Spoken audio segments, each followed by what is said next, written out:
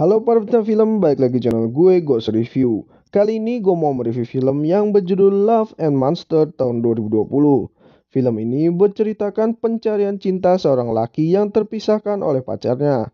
Dalam pencariannya, laki-laki ini harus menghadapi berbagai monster menyeramkan. Jika kalian suka dengan rekomendasi film dari kami, klik tombol like dan subscribe untuk mendukung channel ini. Dan selamat menonton. Adegan awal film dimulai dengan sebuah cerita akhir dari planet Bumi. Di situ dikisahkan bumi akan tertabrak oleh asteroid raksasa. Untuk mencegah hal itu, semua manusia bersatu dan mengirimkan roket dan juga rudal untuk menghancurkannya. Alhasil, asteroid dapat dihancurkan. Namun, senyawa kimia yang dihasilkan oleh roket dan juga rudal menjatuhi seluruh isi bumi dan mengakibatkan hewan berdarah dingin bermutasi menjadi monster yang cukup menyeramkan, seperti kecoa, semut, dan juga binatang lainnya. Akibat permutasian itu, jumlah manusia berkurang hingga 95%. Dan kini, sisa-sisa manusia bersembunyi di tempat-tempat seperti bunker, goa, dan lain-lain. Pria ini adalah Joel. Dia adalah tokoh utama di film ini. Selama 7 tahun, Joel bersembunyi di dalam bunker bersama komplotannya. Di dalam bunker, Joel merasa sangat kesepian karena semua orang mempunyai pasangan sedangkan ia tidak. Joel terpaksa berpisah dengan kekasihnya yang bernama Amy. 7 tahun ia lalui sendirian di bunker ini. Di bunker ini, ia menjadi koki bagi komplotannya. Saat Joel sedang berlatih memanah, tiba-tiba lampu menjadi redup dan dia mendengar suara monster. Komplotan Joel langsung bersiap-siap. Ternyata di sana ada seekor monster yang menerobos bunker mereka. Saat Joel menawarkan diri untuk ikut menyerang monster tersebut, komplotan mereka melarangnya karena Joel dianggap masih terlalu takut untuk bertemu dengan monster. Lalu Joel disuruh pergi ke ruangan bersama dengan yang lainnya. Beberapa tim pemburu akhirnya masuk ke dalam gorong-gorong bunker untuk mencari monster tersebut. Di dalam ruangan, Joel melihat para pemburu dari CCTV inframerah. Terlihat di situ satu orang telah dimangsa oleh monster. Joel yang gregetan mencoba pergi untuk membantu mereka. Di ruangan kamar mandi, Joel melihat banyak darah yang tercecer. Saat didekati, ternyata di balik tirai ada monster yang sedang mereka cari. Dan wow, ternyata itu adalah semut raksasa. Joel yang ketakutan hanya terdiam gemetaran melihatnya. Lalu Joel diselamatkan oleh kedua temannya. Flashback dimulai ke 7 tahun yang lalu, di mana Joel sedang berpacaran dengan Amy di dalam mobil. Pasti adegan itu yang bakal kalian harap di scenes ini. Namun adegan yang Mimin harap juga tidak terjadi. Mereka berdua mengurungkan niatnya setelah melihat kota mengeluarkan suara tembakan yang menandakan bahaya. Kembali lagi ke masa saat ini. Di bunker, Joel sedang menggambar monster yang ia lihat ke dalam buku. Ia pun mencoba mencari channel radio dan akhirnya Joel menemukan saluran radio milik Amy. Dapat mendengar suara Amy saja, Joel sudah merasa sangat senang. Joel pun mengingat masa dia dulu berpisah dengan Amy waktu kekacauan terjadi di mana-mana. Setelah termenung, Joel memutuskan untuk pergi ke permukaan dan mencari koloni Amy. Temannya mengatakan jaraknya 85 mil dari bunker ini.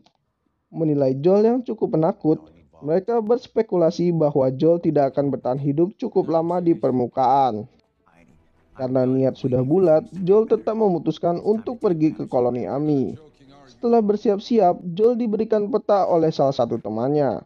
Ia pun kini sudah keluar dari bunker itu. Setelah membuka peta, Joel tetap kebingungan untuk menentukan arah, dan akhirnya ia pergi ke arah barat.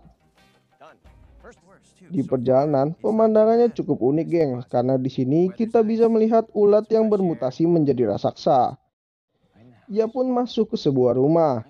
Saat mencari makanan di kulkas, ia dikagetkan oleh makhluk yang ada di dalamnya. Joel pun pergi menghindari hal itu dan ia kini tiba di halaman belakang rumah. Tanpa disangka-sangka, dari dalam kolam keluar 2 buah mata. Ternyata itu adalah kodok buduk raksasa. Joel langsung diserang menggunakan lidahnya dan untung saja serangan itu tak mengenai Joel. Lalu datang seekor anjing menghampirinya. Saat Joel hendak kabur, ia sempat terkena serangan kodok itu dan diseret oleh si kodok menggunakan lidahnya. Joel yang hampir jadi santapan diselamatkan oleh si anjing ini. Mereka berdua akhirnya bisa kabur dan bersembunyi di dalam sebuah mobil. Mobil yang dimasuki oleh Joel ternyata adalah tempat tinggal si anjing ini. Dan anjing ini bernama Boy. Ia mempunyai selimut merah yang sangat disukainya. Setelah beristirahat, Joel melanjutkan perjalanan dan si anjing ini mulai mengikuti Joel. Dan mereka menjadi teman seperjalanan. Di tengah perjalanan, tiba-tiba Joel terjatuh di dalam sebuah lubang. Dan ia langsung diserang oleh sebuah makhluk yang mirip cacing raksasa. Pada akhirnya, Joel diselamatkan oleh seorang menggunakan tali untuk keluar dari lubang itu. Lubang itu pun diledakkan menggunakan granat oleh si anak kecil ini.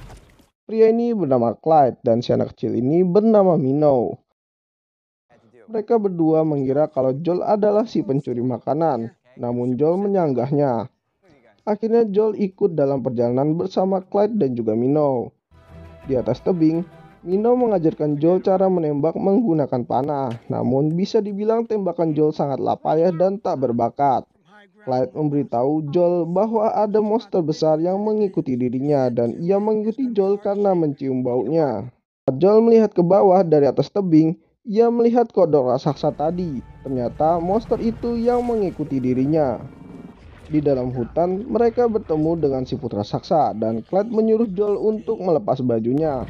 Setelah itu, Clyde menaruh baju Joel ke dalam cangkang si putra raksasa dengan tujuan agar monster kodok raksasa tertipu oleh bau yang dibawa oleh si siput. Minnow memberitahu Joel tidak semua monster jahat. Hal tersebut dapat dilihat dari mata mereka. Sepanjang perjalanan, Joel terus diajari cara bertahan hidup dengan beberapa aturan, dan ia menuliskannya pada buku catatannya. Sampai pada akhirnya, mereka harus berpisah. Joel ke barat, sedangkan Clyde dan Minnow harus pergi ke utara. Di utara dianggap arah aman oleh Clyde, karena bisa menghindari monster pada dataran tinggi. Joel dan Boy melanjutkan perjalanan dan mereka kini tiba di sebuah rawa. Tiba-tiba Boy bertingkah aneh dan ia langsung pergi bersembunyi di bawah tempat bekas mainan. Joel yang melihat ke belakang dikagetkan oleh kaki-kaki yang mulai keluar dari dalam tanah. Ternyata itu adalah kelabang raksasa yang cukup menyeramkan. Saat hendak memanah kelabang itu, Joel gemetaran dan tak dapat melakukan apa-apa. Dari belakang, ekor kelabang itu menghempaskan Joel hingga terpental. Dan kini kelabang itu mengincar Boy yang tengah bersembunyi di bawah bekas mainan. Joel pun teringat masa lalunya di mana ia hanya bisa melihat orang tuanya saat dibunuh oleh makhluk raksasa. Tak mau kejadian itu terulang lagi terhadap Boy, Joel memberanikan diri untuk melawan kelabang raksasa. Dan pada akhirnya ia berhasil membunuh kelabang raksasa dengan memanah kepalanya. Malam hari saat hujan turun, Joel dan Boy berteduh di sebuah rumah kosong. Di situ Joel bertemu dengan robot Mavis yang hampir kehabisan daya.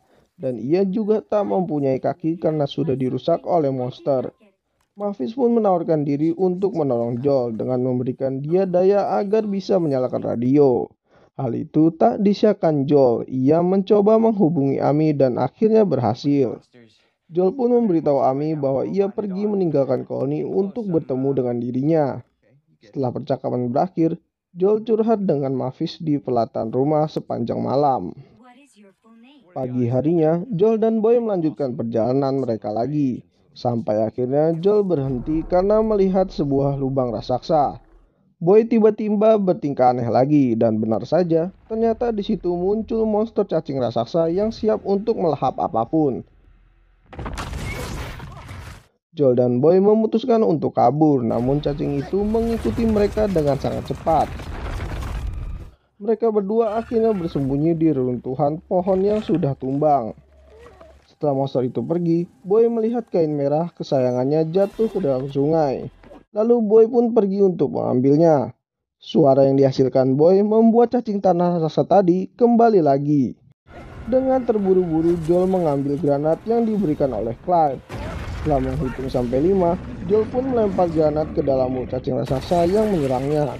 Seketika cacing raksasa itu langsung meledak hingga berkeping-keping. Joel yang terpelanting menghindari ledakan harus jatuh ke dalam sungai. Saat sampai di tepian, tangan Joel sudah digigit oleh beberapa lintah yang didapat dari sungai. Bukan hanya di tangan, ternyata badan Joel sudah dipenuhi oleh lintah yang menggigitnya.